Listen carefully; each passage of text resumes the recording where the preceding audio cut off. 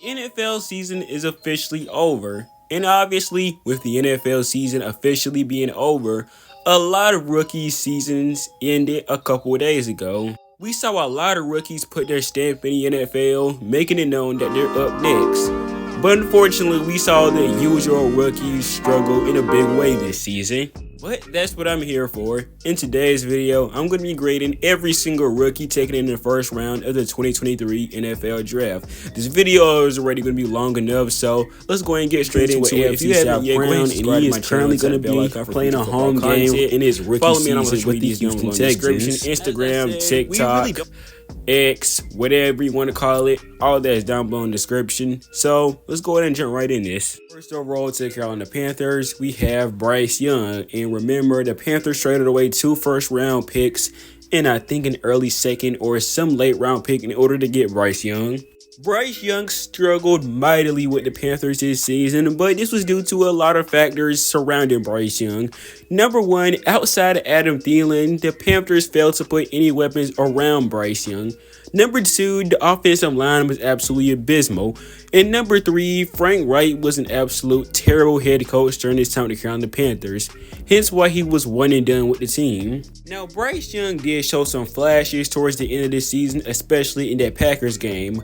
But for the most part, the last 2 games of the Panthers season was pretty much in a nutshell describing how Bryce Young's season went. Absolutely terrible. What makes things worse for the Panthers is, like I said, they don't have a first round pick in this year's draft. So it's going to be hard to build around Bryce Young as it is. Bryce Young ended the season throwing for over 2,000 passing yards, 11 touchdowns, and 10 interceptions. Bryce Young was one of the worst passers in the league for the most part, behind Mac Jones, according to PFF. The big emphasis the Panthers need to put around Bryce Young is find a play caller that will play him his abilities, and they need to find a way to put weapons around Bryce Young despite not having a first round pick. But overall, this was a really disappointing season for Bryce Young as it is. But like I said, a lot of the factors into why he struggled were definitely not on him. As much it pains me to do this to Bryce Young, and as much the struggles this season he had weren't on him, unfortunately, I am going to give Bryce Young a D- for the 2023 season in his rookie season. The only thing we can hope now is that the new GM for the Panthers and the new head coach do everything to build around Bryce Young and build him to his potential. Second overall to the Houston Texans, we have CJ Stroud, and there doesn't need to be more that needs to be said about CJ Stroud that hasn't been said already. He's been by far one of the better rookie quarterbacks in the league. Matter of fact, he's been the best rookie quarterback in the league this season. And matter of fact, he's been one of the better quarterbacks in the NFL this season. He's thrown for over 4,000 yards, 23 touchdowns, and just 5 interceptions, by far exceeding expectations that a lot of people had on him this NFL season. He led the Houston Texans to an AFC South crown, and he is currently going to be playing a home game in his rookie season with the Houston Texans. As I said, we really don't need to spend too much time on this. CJ Stroud is by far going to get an A+ for his NFL season in his first year. Texans wouldn't wait that long to get another guy in this draft, as they would trade it with the Arizona Cardinals. They would trade away a 2024 first round pick in order to get Will Anderson from Alabama. If not for Jaylen Carter, Will Anderson probably would be Defensive Rookie of the Year, as he had a very productive season in his own right, though. Now, to give him the benefit of the doubt, Will Anderson did miss a couple games due to an ankle injury, which might have messed up his odds to win Defensive Rookie of the Year. But the fact of the matter is, he still had a really good season with over 34 tackles, 7 sacks, and 59 pressures. I can't give him a perfect A+, but like I said, I think an A- is just as good. But with DeMeco Ryans at the helm for the Texans for a long time to come, I have no doubt that Will Anderson will become a very productive pass rusher in the future and establish himself as one of the better pass rushers in the NFL for the next years to come. Taken 4th overall by the Indianapolis Colts, we have AR5 Anthony Richardson. Now, unfortunately, AR5 season did come to an end in week 5, and that was a season that was full of a lot of potential and a lot of, promise for AR5. Before the injury, though, AR5 was having a pretty good season. He had over 500 yards passing, 3 touchdowns to 1 interception, and over 100 yards on the ground and 4 touchdowns. But obviously, I can give AR5 a grade, obviously, based off these few games. So obviously, I'm pretty sure you know that this one is going to get an incomplete grade here. 5th overall to the Seattle Seahawks via the Denver Broncos, we have Devon Witherspoon from Illinois. Now, a lot of people were questioning why the Seahawks took Devonta Witherspoon over a guy like Jaylen Carter. But for the most part, it looks like the Seahawks got it right, at least as of right now. According to PFF, Devonta Witherspoon had an 84.1 PFF grade with a 79.7 coverage grade. As a rookie, he allowed under 400 yards receiving, 4 touchdowns, and he had an interception that came unfortunately against the New York Giants. And he locked up some of the better receivers in the game for the most part. He locked up JaMarr Chase, only allowing 1 reception and 3 yards versus him. So for the most part, he did his job, and he did his job pretty well. I think he'd easily be Defensive Rookie of the Year, by the way, if it wasn't for other guys and injuries that he suffered down the season.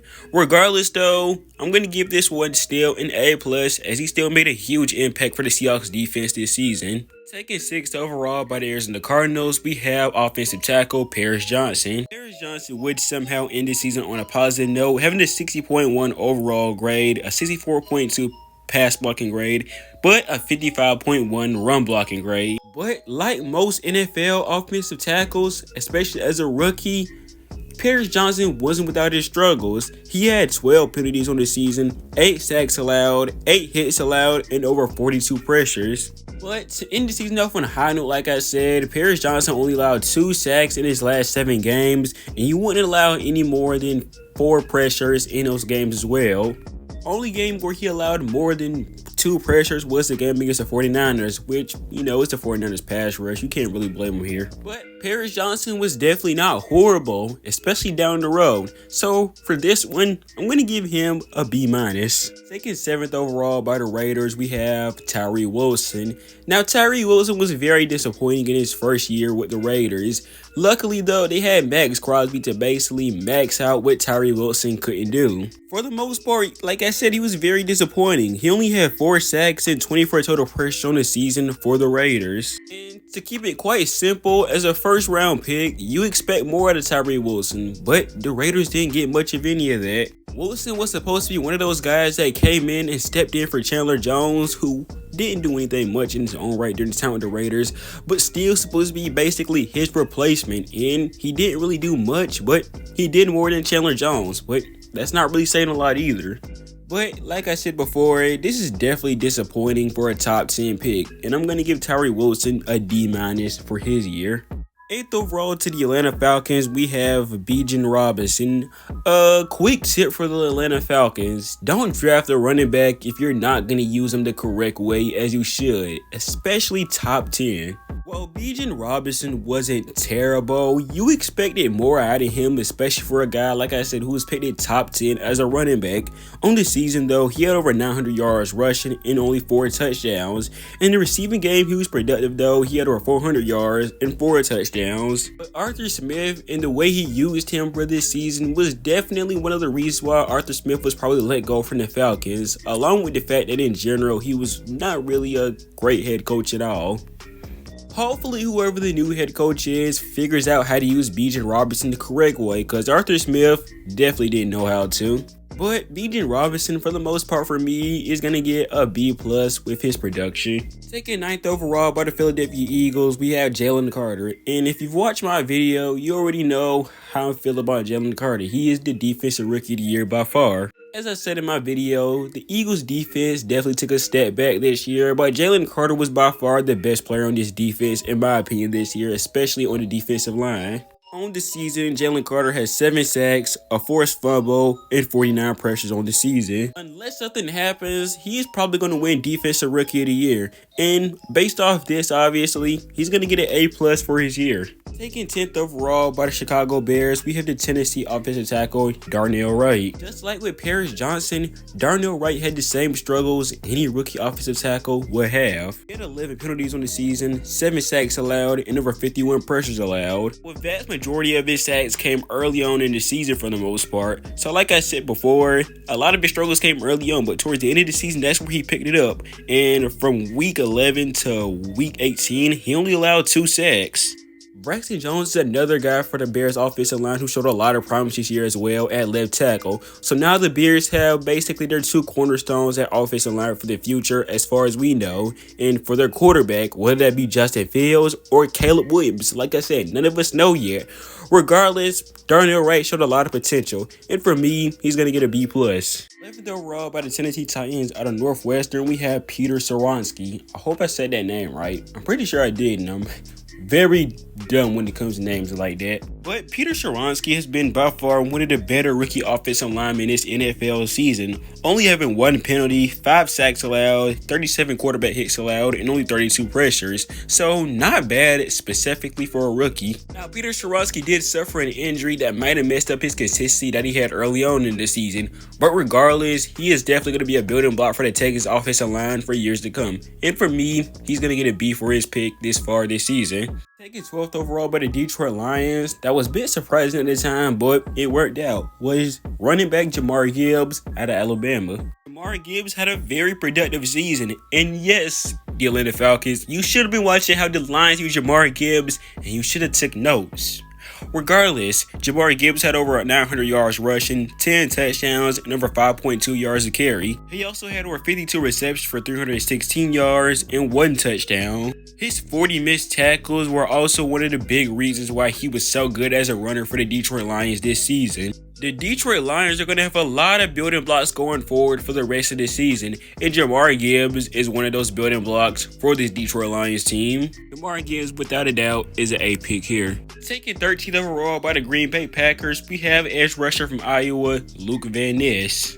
I didn't expect Luke Van Ness to do a lot or have a huge impact for this Packers offense. I mean, I did expect a little bit more, but he was a guy that showed pretty much flashes during his rookie year. He had 23 tackles, 5 sacks, and only 18 pressures on the season for the Packers. He was always going to be a guy that came in as a rotational guy in a project, so it's not really a surprise here that he didn't have a big season for the most part.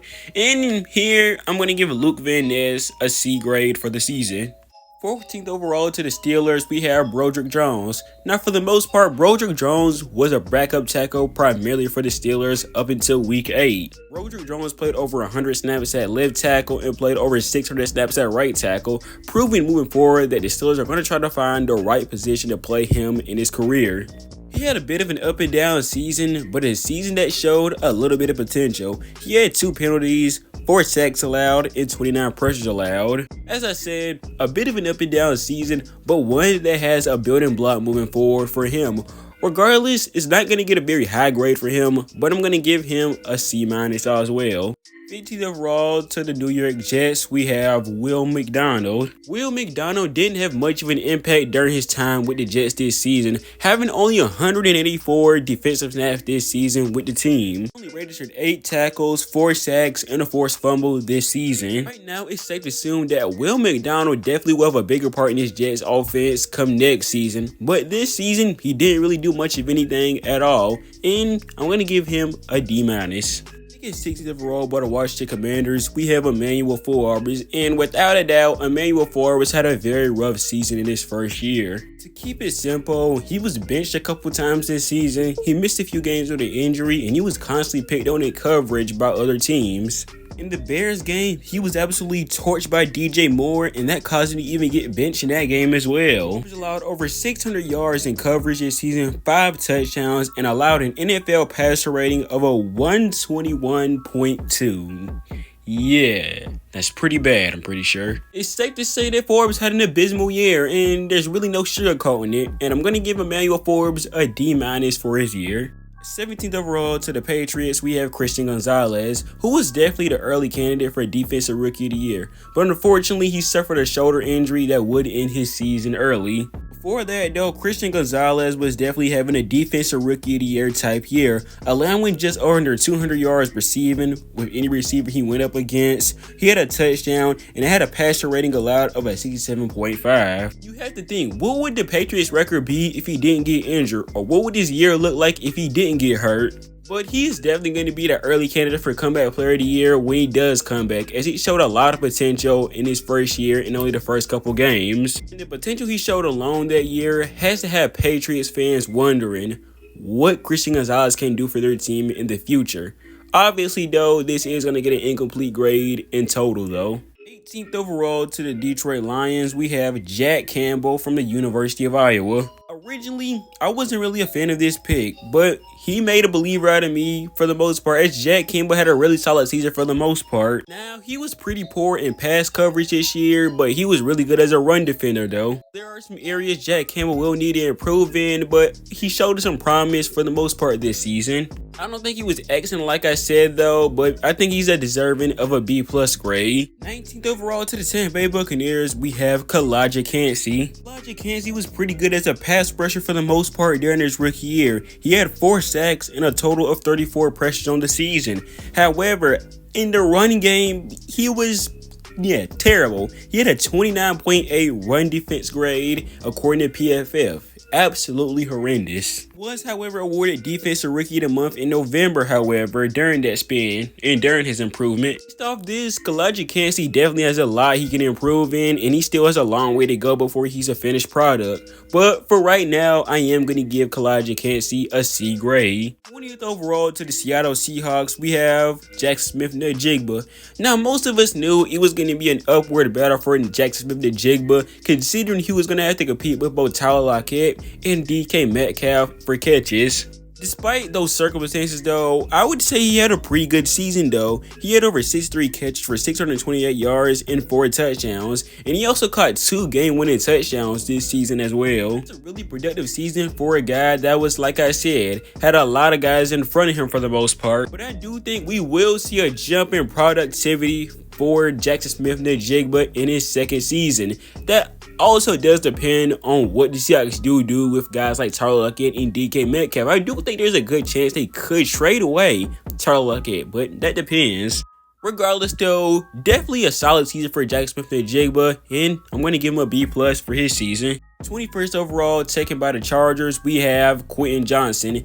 This was definitely a guy I expected way more from, and I was very disappointed at the results we got from him. Now, in general, the Chargers were a really bad team, but Quinton Johnson made things no better for the most part. On the season, Quinton Johnson had over 400 yards receiving and 2 touchdowns. Quinton Johnson also had a number of drops this season as well, and like I said, that made things no better for him as well. Johnson only had 1 game, and that was against the Broncos in Week 14, where he had more than 52 yards receiving.